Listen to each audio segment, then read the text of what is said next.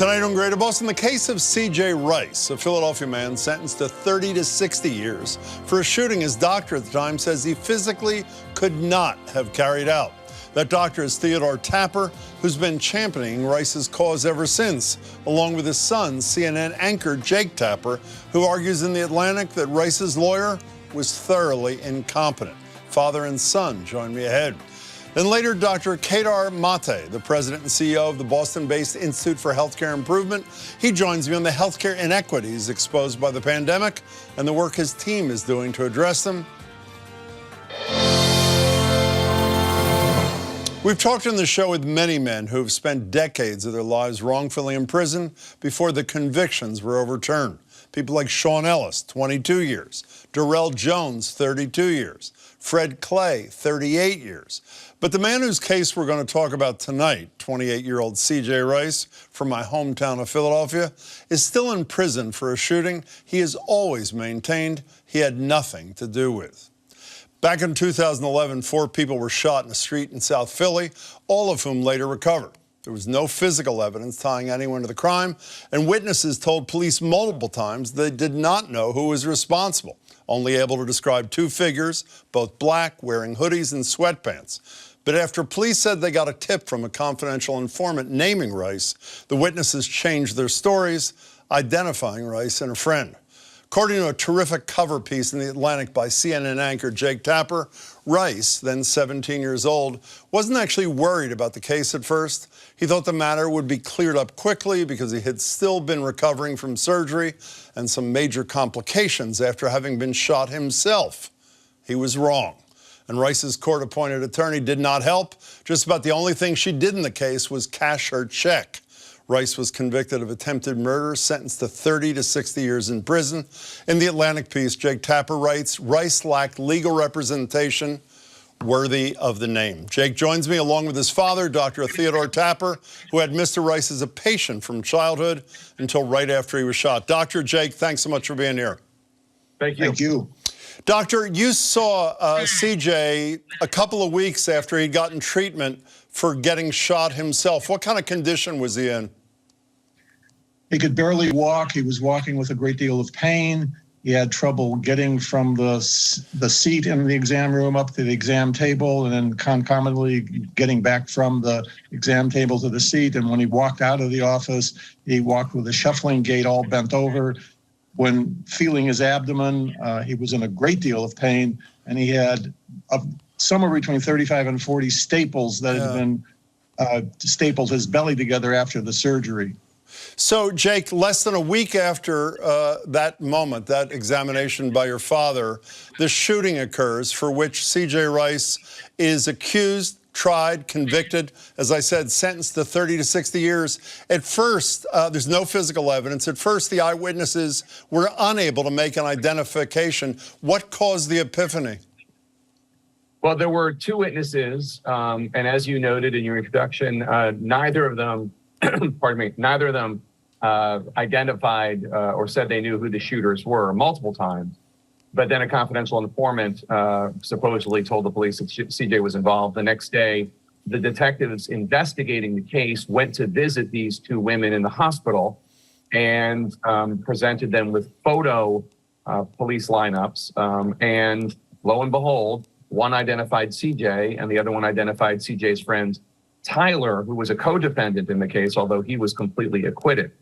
And this is, I should note, the only evidence against CJ, the only evidence.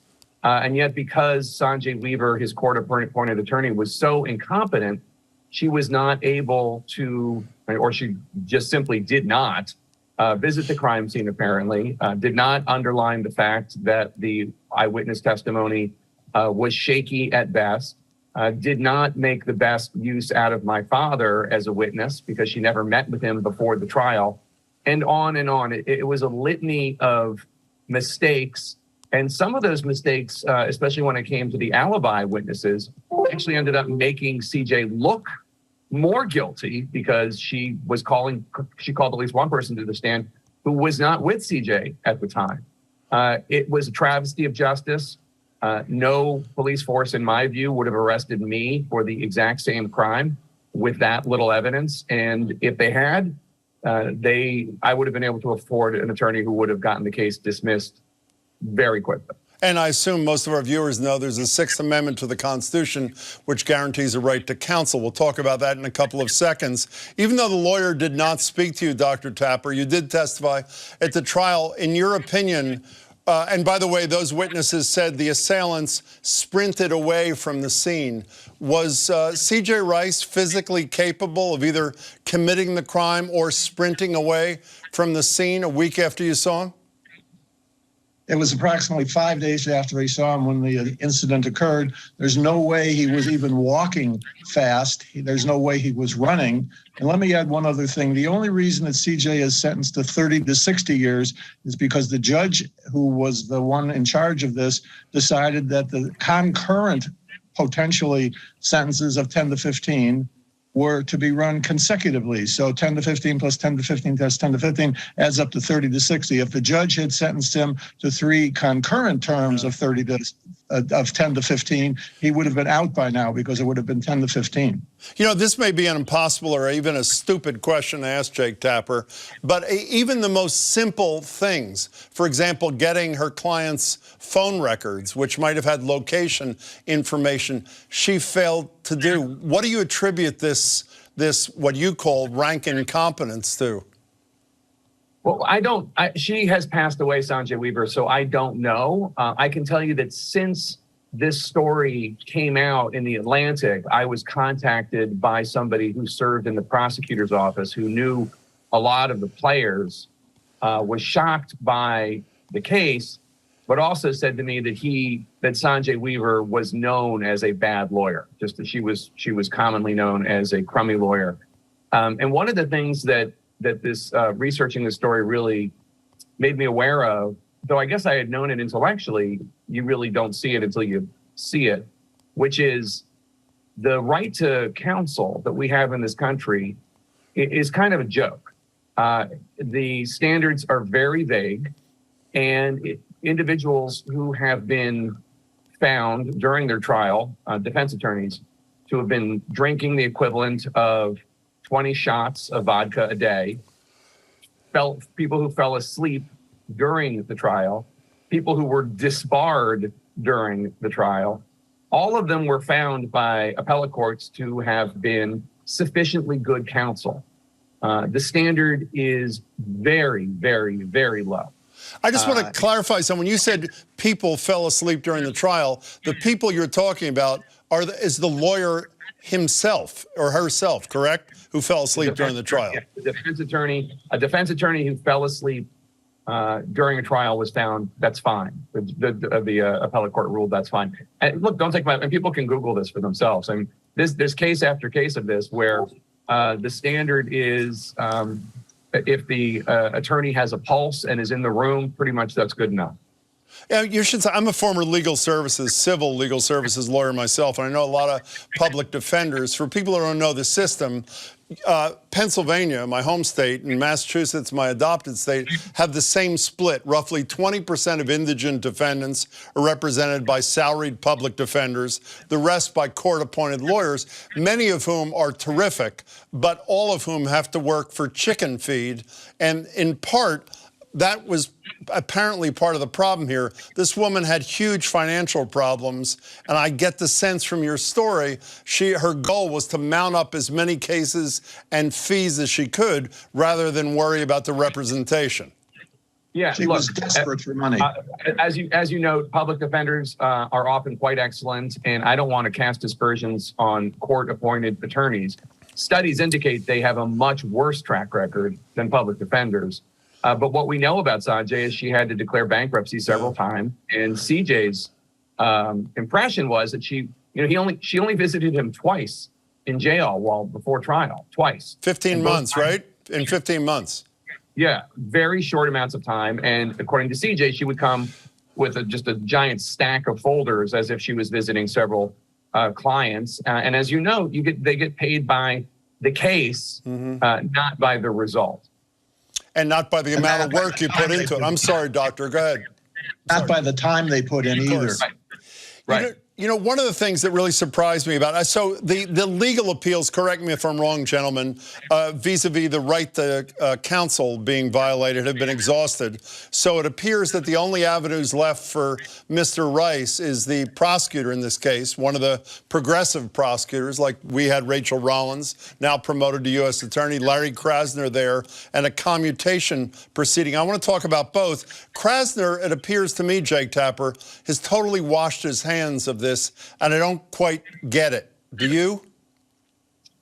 Well, I mean, he came to office saying that he was going to have, he's setting up this thing called the Conviction Integrity Unit, the CIU. That unit has pretty much focused on the most incontrovertible instances of injustice, crooked cops, evidence that individuals didn't do it. He's not taking on, by the way, I mean, he's also in the middle of a political crisis himself because the Pennsylvania legislature is threatening to impeach him. They're investigating him. And so he's got his hands full with a lot of things.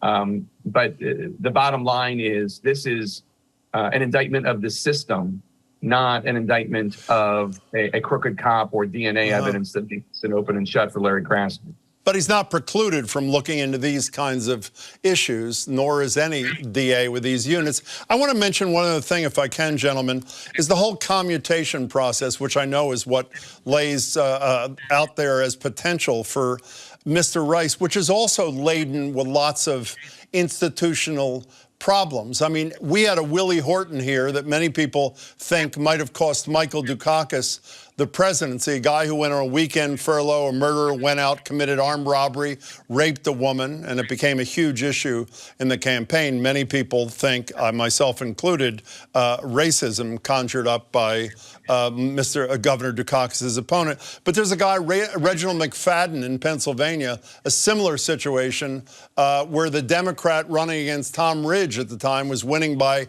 8 or 10 points, and his campaign totally disappeared once a comparable situation came out where a guy was released, a murderer, and then committed murder again. The system is such, Jake, that even progressive governors like Deval Patrick here, very few commutations and pardons. Charlie Baker is only doing them in his 8th and final year. That's a system that also needs a bit of a spotlight, don't you think?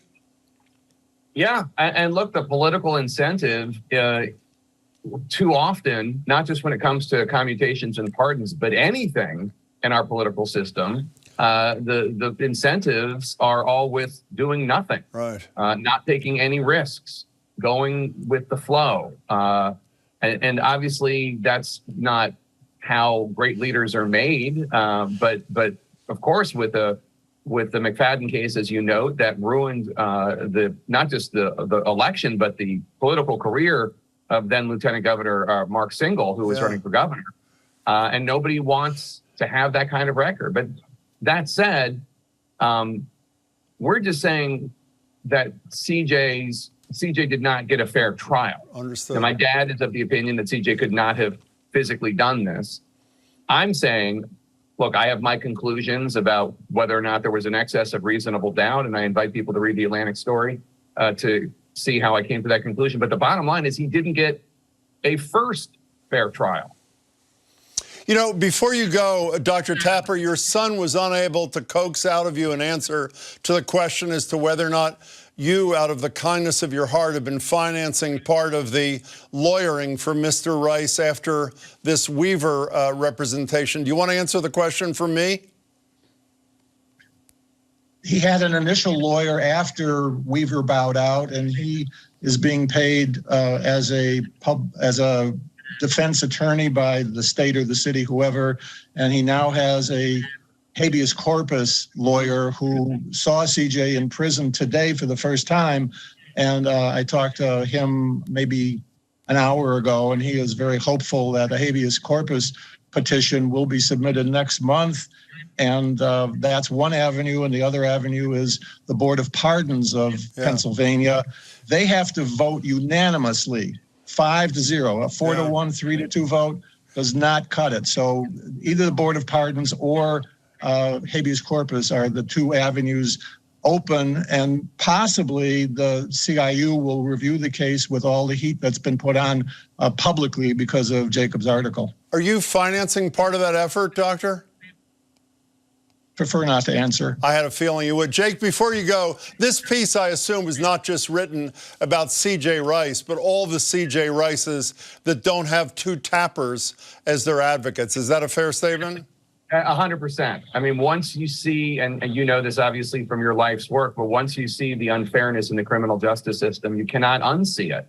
Nobody wants guilty people walking the street. We just think that people are entitled to the same kind of justice that I would be able to afford or your viewers would be able to afford. So I believe that CJ is very unlucky, but he had the fortune of having a physician who is convinced of his innocence, who happened to have a son who is a journalist. But I can't even imagine how many people there are out there in prison cells all over the country, all over the world, that didn't have, even though they have bad luck, at least that small fortune. Jake, your piece in the Atlantic is terrific. What's that? I'm sorry, Doctor. I was in a federal prison this morning because I periodically, monthly visit once or twice a month, visiting incarcerated individuals in federal prison. And there's no question in my mind that there are people who belong in state or federal prisons. That's not the issue in the CJ case. There are over 2 million Americans who are locked up. If 1% of them are innocent, that means we are locking up 20,000 people currently that we're doing. Doctor, I want you to be my doctor, and it's good to meet you both. Jake, terrific piece in the Atlantic. I urge everybody to read it. Thanks for your time, gentlemen. Thank you. Next up, racial disparities have defined the COVID pandemic since the virus was first detected in the U.S. in early 2020. But medical segregation and outright racism in healthcare delivery didn't begin there. Now, though, it's finally being talked about, but will words be met with action and funding?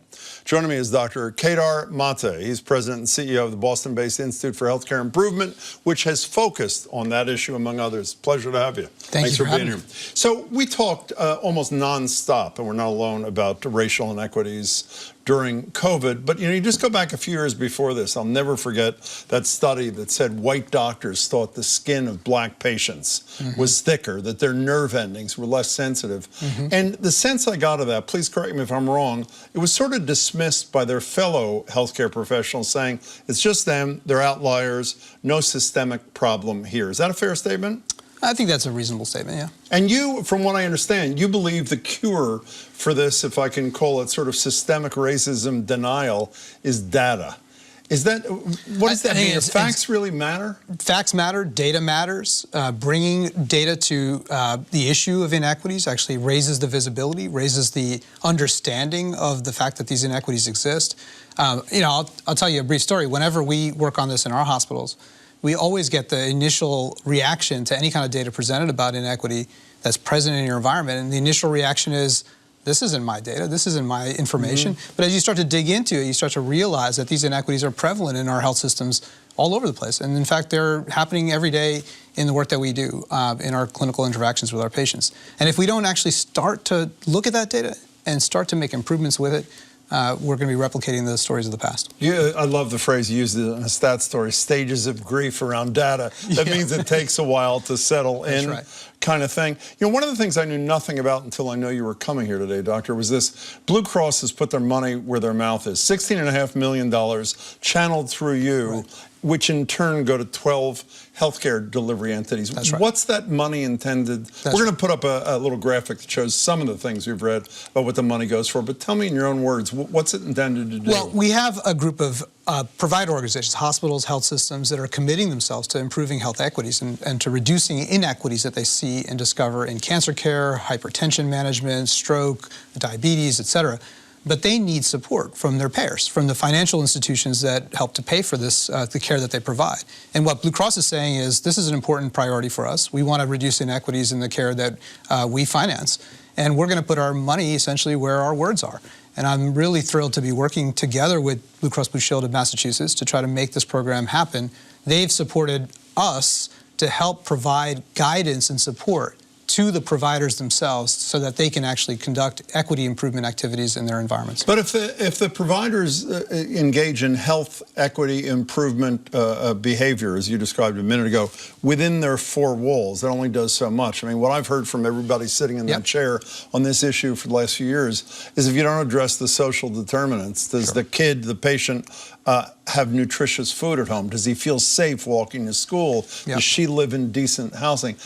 That's the big ticket, almost impossible nut to crack, without which these other things never go from here to the goal line, do they, or do they? Well, it depends a little bit on the nature of the clinical problem you're talking about. So if somebody comes into your emergency department with a stroke, right, at that point in time, there's a potential situation that might arise where you could have a significant disparity in stroke outcome. We saw this with a partner organization we were working with in the Pacific Northwest. This health system, black patients, white patients arriving in the emergency room with the same signs and symptoms of stroke. The black patients had a delay in their care of over 20 minutes compared to white folks. And that causes a significant amount of loss of brain function that can lead to long-term disability and potentially early mortality. And that can be fixed within the confines of the facility. And that can be fixed within the confines of the healthcare facility. Now, if you're talking about asthma care or chronic diseases like hypertension, cardiovascular disease, some cancers, you're right. You need to actually work outside of the four walls of the health system to start partnering with upstream social care institutions to try to work on those social determinants of health. You can't accomplish better care for those kinds of conditions without engaging those a wider array of actors in the environment. You know, we talked in the beginning about doctors, I wouldn't, well, poo-pooing it, sort of them, it's not us. Yeah, people here have seen the reporting of my colleague Philip Martin about two doctors who confronted it head-on at Brigham and Women's. Yes. One of them came up with a study that showed if you're black and more likely to die from a heart problem, you're put on a general floor. Yes. If you're a white person and less likely to die, you're put on a cardiac floor with likely better outcomes. As you know, these neo-Nazis picketed them, death threats, those kinds of things. What does the healthcare community do to protect people like them so that there are other people like them? Yeah, so that project, that work on congestive heart failure, happened in the context of IHI's Pursuing Equity initiative. Oh, really? So I know a lot about this, and Bram Wispelwey and Michelle Morse, the two doctors that you're talking about, they were part of that initiative that I'm describing, where we started to work initially with 8 health systems on improving health inequities in their care environments. The Brigham picked congestive heart failure as its topic to work on, found those inequities, documented them, and started taking action on them, and then you saw what happened with that consequence. Your question is, how do we ensure that doctors like Bram and Michelle continue to do that work?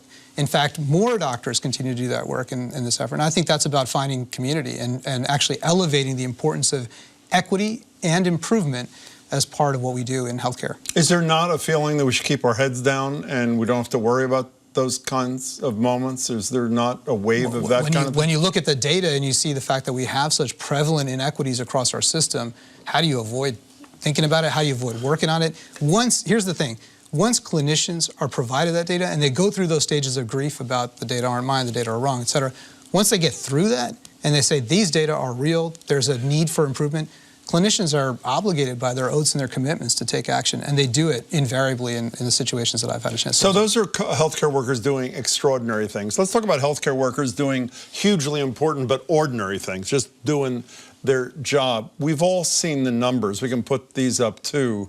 Doctors describing burnout conditions up more than 50% in a year from 20 to 21. Suicide rates up. What's being done on that front other than people leaving the profession? This is a really important area of emphasis. There's so much going on right now about workforce safety, physical safety, not only just literal physical safety, like OSHA stuff, but also violence against physicians and nurses and other healthcare providers, as well as mental health and well-being of doctors, nurses, and all clinical providers. A ton of attention going into this. You're right, the data are very problematic. We have 93% of clinicians reporting some signs and symptoms of stress or burnout. We have significant numbers that are asking or suggesting that they want to leave the profession in the next year, 25%. So what are you doing about it? So right now we are working on a multi-part program, both on violence prevention and physical safety, as well as on ensuring mental health provision for healthcare workers, and working on helping healthcare workers to take care of one another. Is there, it sounds odd asking this question of people who provide healthcare for a living. We know about the stigma. If you're in the military, Yes. you talk about physical problems. You don't talk about mental health issues. We can talk about all the different industries. Same problem exists in the healthcare world? Quite a bit of it. I mean, we have actually, there are stigmatizing questions that we get asked when we certify in our state licensing boards about whether we've ever seen a behavioral health provider. That question alone starts to raise the anxieties of our healthcare providers as to whether or not it's okay for me to see a behavioral health provider, which is a real problem right now. And you think some don't because for fear of what the consequences may be for admitting it? I think admitting that I need a behaviorist, admitting that I need to see a therapist is potentially a sign of a concern that might result in the loss of my license. Are they right to be worried about it? I don't know that a lot of that kind of threat has actually been realized, that we're seeing clinicians lose their licenses in these cases.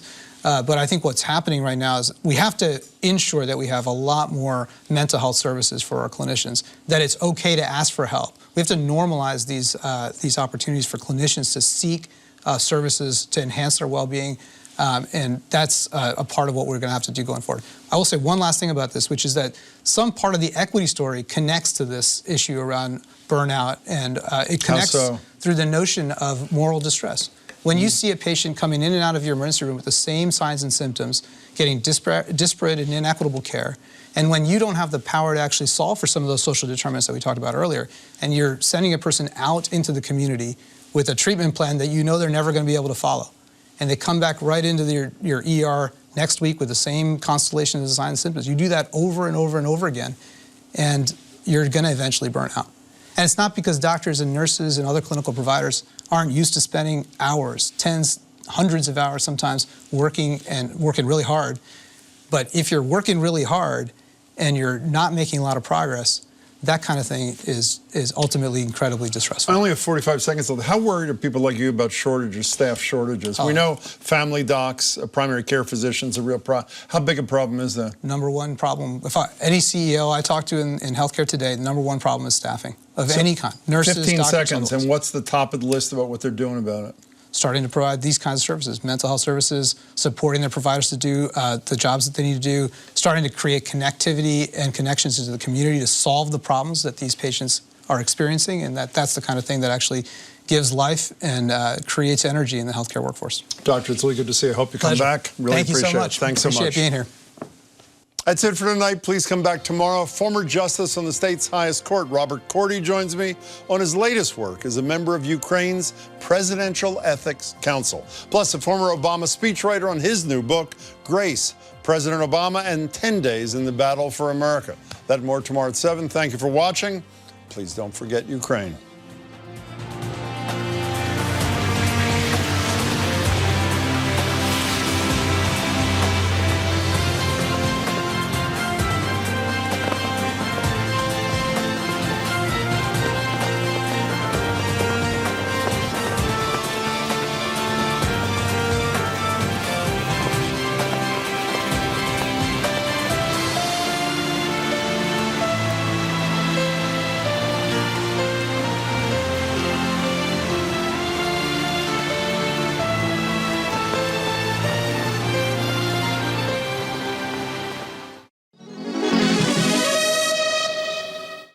Next time on Antique